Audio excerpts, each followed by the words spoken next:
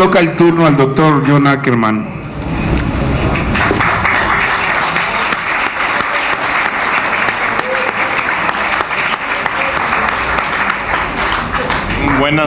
Buenas noches, buenas tardes. Muchas gracias a todos ustedes, sobre todo a Héctor, por invitarme a formar parte de esta mesa tan distinguida. Es un honor para mí estar con Paco Ignacio, con Julio y con Héctor, y también un agradecimiento a Héctor por, pues como dice Volvitnik, regalarnos este estudio tan formidable, tan importante, que nos recuerda de todo lo que ocurrió en 2006 y antes y después, y pues creo que nos inspira. Realmente es un mensaje, pues quizás crítico y pesimista sobre la realidad que estamos viviendo, pero también muy optimista. Yo cerré el libro, pues sí, sufriendo otra vez lo mismo que hace 6 años, pero también pues con una gran esperanza, porque este libro también, y la trayectoria de López Obrador en particular, pues es una historia de victorias en los hechos. El fraude se comete en 2006 porque ganó López Obrador la elección presidencial de 2006. Esto se llama victoria. López Obrador detuvo la privatización más amplia de la que está ocurriendo en la realidad de Pemex en los últimos años. Superó el intento de desafuero, el desfalco de Paraje San Juan, que también incluye Héctor. Hay éxitos muy importantes de esta transición, no transición, estancamiento democrático. Hay muchos intelectuales y periodistas y políticos pues que quisieran desaparecernos, y hablo de todos que estamos aquí y los millones más que están en el país. Imaginan un nuevo país. Esto es el proyecto, por ejemplo, de la iniciativa México, ¿no?, que inició hace 1 año y medio, 2 años, queriendo construir un nuevo México más güerito, más consumista, más individualista. Este es el proyecto de estos mismos intelectuales en 2006, y que desde entonces y antes siempre han querido excluir, eliminar ese enorme sector, que me atrevo a decir mayoritario de nosotros los mexicanos, pues que luchamos para un mejor país y no aceptamos someternos directamente a los lineamientos de los Estados Unidos, de los poderes fácticos, de los monopolios. El viernes pasado, la consejera electoral María Marván, cuando le preguntaron ¿qué va a hacer el IFE con respecto a la exagerada despliegue de propaganda de parte de Peña Nieto? ¿Qué van a hacer los consejeros del IFE con respecto al evidente rebase de topes de campaña? Dijo María Marván: no podemos hacer absolutamente nada. Es lo mismo que nos dijo Luis Carlos Ugalde en 2006 y los otros consejeros con respecto a la campaña calumniosa en los medios de comunicación, la venta ilegal de espacios en radio y televisión, la intervención del gobierno, y con respecto a la demanda de recuento y transparencia electoral. No podemos hacer absolutamente nada. La ley dice pues que tenemos que quedarnos aquí sentados en nuestras oficinas haciendo absolutamente nada. Hace unas semanas el IFE tomó un acuerdo con respecto a los debates electorales, en que dijeron que solamente van a organizar los 2 debates requeridos por el artículo 70 del COFIPE, pero que más allá de eso no pueden hacer absolutamente nada. Que si los medios quieren organizar otros debates, pues adelante.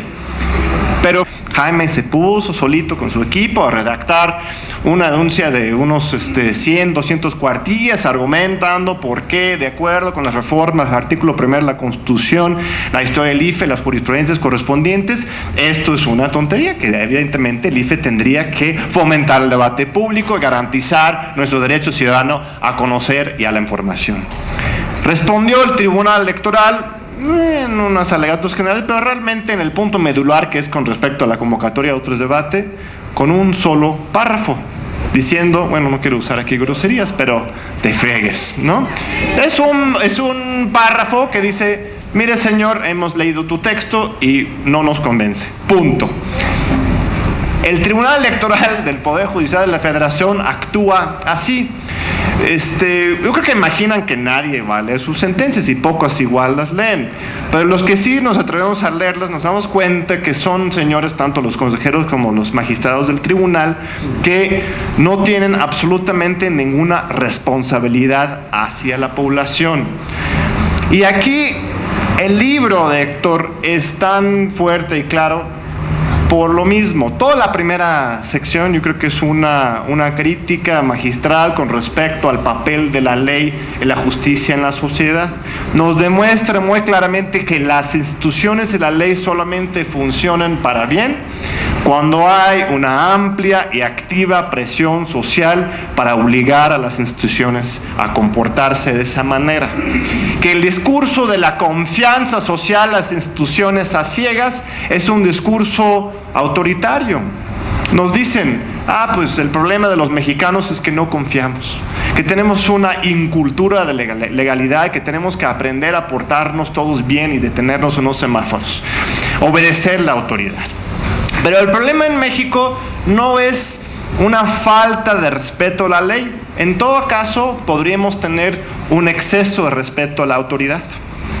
Lo que necesitaríamos es, pues, no más cultura de la legalidad, sino más irreverencia ante la misma autoridad. Y no hablo de ustedes, obviamente tenemos muchos que estamos muy activos, pero lo que digo es que justamente lo que tenemos que manejar es un discurso contrario. Dicen que tenemos que portarnos bien, cuando más bien es precisamente lo contrario. Y esto nos demuestra Héctor, y a partir de la trayectoria del mismo López Obrador, esto es lo que genera la legalidad, y no solamente la justicia, pero la misma legalidad. Recordándome lo de Paraje San Juan, que incluye aquí, me impresionó. Realmente esto sí fue una victoria contundente, no solamente, insisto, a favor de la justicia, pero de la misma ley, la relevancia. Esto es lo que sí construye confianza en el gobierno de las instituciones, cuando uno los ve luchando para defender realmente los intereses ciudadanos. Ahora, rápidamente 2006. Bolivitnik ya nos resumió los puntos medulares. Creo que esto es muy importante. Algunas cosas que a mí me recordaron y me impresionaron del relato de Héctor. Es uno, la teoría va desmontando cada una de las teorías de los que defienden la limpieza de la elección 2006 y critican a los que acusan o dicen que no hay certeza o que hubo fraude. Primero, ¿qué dicen? Mira, dicen, no hubo fraude, sino lo que hubo es una cargada fuerte de último momento de parte del Bester Gordillo a favor de Calderón. Hubo un pacto político. Esto es lo que explica la discrepancia entre las encuestas de la semana anterior y los resultados finales, porque la semana anterior todavía la mayoría de las encuestas colocaban a AMLO unos 4 puntos arriba. Y de repente se cierra ese margen. Dicen los analistas que esto responde al hecho de que el Bester mandó sus huestes a votar por Calderón. Pues resulta que esto no es cierto, que los estudios de estos mismos científicos nos muestran que precisamente en las casillas donde hubo mayor afluencia de los maestros, donde el panel saca una votación más alta para diputados y senadores, porque hubo la idea del voto cruzado dividido, en esas casillas hay una correspondencia con el voto a favor de López Obrador. Que no sorprende que, si bien el CENTE es un organismo cupular, burocrático, corrupto, todavía hay muchos maestros, aún miembros del CENTE, que pues tienen cierta conciencia social, y aquí estamos viendo que sí votaron por López Obrador. Entonces por ahí no podemos explicar estas discrepancias. La teoría urbano-rural, que supuestamente el archivo de inconsistencias, el PREP, obedece al hecho de que Calderón supuestamente sacaría más votos en las ciudades, el López Obrador fuera, aunque esto no aplica al DF, evidentemente. Y demuestra Héctor y los científicos que más bien lo que tenemos no es una cuestión urbano-rural, sino un ordenamiento sistemático de las actas. Esto también es algo muy importante. Menciona aquí un libro que yo siempre doy a mis alumnos, que es de Fernando Pliego, se llama El mito del fraude electoral, que es una joya, así como también les doy siempre el dictamen de validez de la elección presidencial, que más bien deberéis llamarlos el dictamen de invalidez del Tribunal Electoral. Pero siempre lo doy porque es tan transparente, evidente el problema ahí, y lo que menciona Héctor ahí. Pliego lo dice directamente. Mira, él dice que las distribuciones de irregularidades en las casillas que supuestamente que ganaría Calderón y el observador son iguales, entonces no podría haber fraude.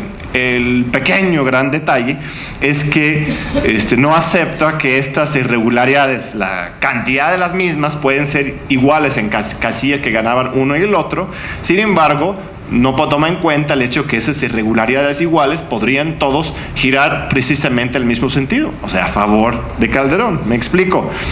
Las casillas que ganaba el observador, donde hubo irregularidades, él supone que esas irregularidades eran a favor del observador, lo cual es un total non sequitur, ¿no? O sea, no sigue esa lógica. En una casilla que gana el observador, más bien al contrario. Si hay irregularidad, lo más probable es que eran votos además a favor de Calderón. En fin, que Volviten, que es el que sabe de esto, pero creo que Héctor aquí también otra vez nos pone el dedo en la llaga. El fraude entonces ocurriría no trasladando votos del PRD al PAN, sino del PRI al PAN, ¿no? Y esto es muy importante. Y es un fraude descomunal. O sea, no es un asunto de 1 o 2 votos.